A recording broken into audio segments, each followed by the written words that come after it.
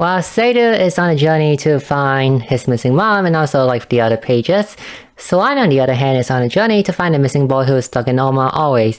Except that in this art of his, the boy is actually right next to him, so it's nice. And also he will eventually find the boy, eventually, once like Celestia reach to closer to the end.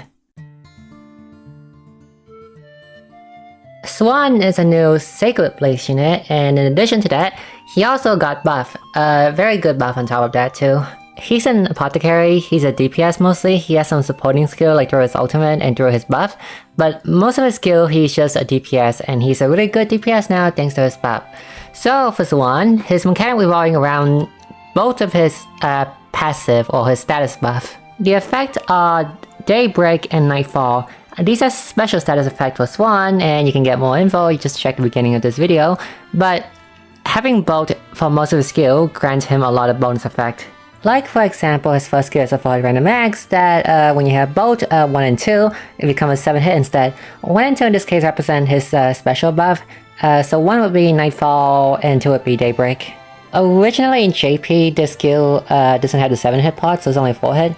Back then it was fine, but combine this with the power 1.4 for number 1 and the 7 hit from having 1 and 2, and you get a very strong skill. The skill actually have very high potency to combine everything together, so therefore this is actually his main DPS skill. He has like 2 other DPS skill too, but if you just want to focus on multi-hit and single target, this is his best DPS skill, in addition to debuffing. Dongash is a 2-hit axe, hit very high.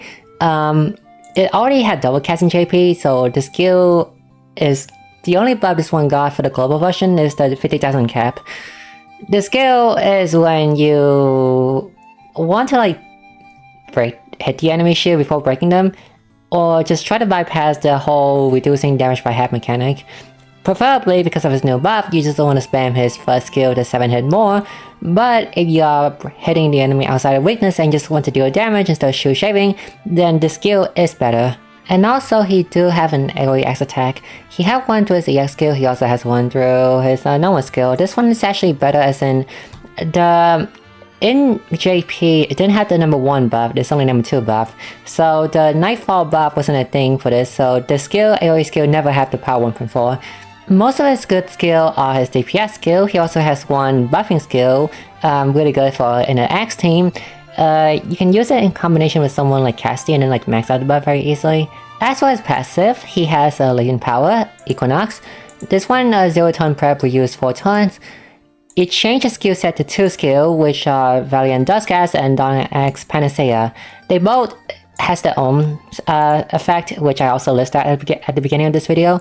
However, the one thing to notice is that these two, besides his new passive, are the only skill that grant him both the Nightfall and Daybreak effect. Originally in JP, the intention to the goal with this is that because his skill has like 6 to 9 turns, the goal is to like boost max one of these skills, you get like 9 turns of Daybreak or Nightfall, and then you try to wait 4 turns later, you boost max the other, and then you also have both effects active at once. Now, however, thanks to the global buff for Sowan, these passive, or this latent power isn't that important anymore, mainly because of his new passive. His new passive is that whenever you boost max, you also grant up HP regen, and if you have either both effect, you will grant the other effect. So for example, if you have a Daybreak, you will get Nightfall. If you have Nightfall, you get Daybreak, and if you have both, you will get both. And why is that so good? Because Swan has an exclusive accessory with the fragment thing. Hopefully you get it from the mail, you exchange it with this one. The accessory grants him both stack of Daybreak and Nightfall at the start of battle, which means that if Swan boosts max at the start of battle, he also gains these 2 extra ton of buff. So essentially he will always have both buff active right at the beginning of battle. This was a weakness that JP Swan had because it only lasts for 2 turns at the beginning of battle, and you have to rely on your latent power to get the other one to consistently keeping both buff up. So yes, Swan very much needs his exclusive accessory, and you also need to boost max once during the first 2 turns to keep the buff up, and also keep the buff up until then.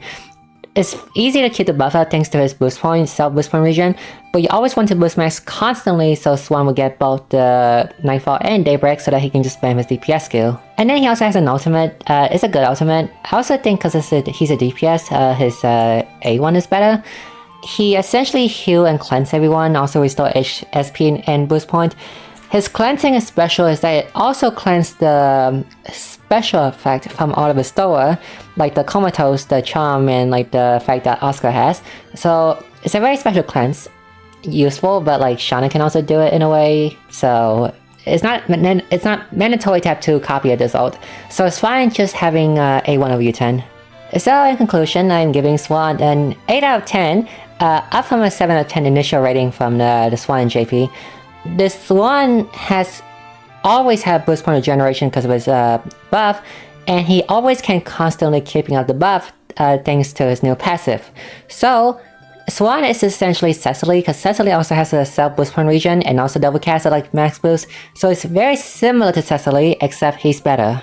However, as much as good as Cecily is, being a better Cecily is good, but it's not good enough compared to other unit we have right now.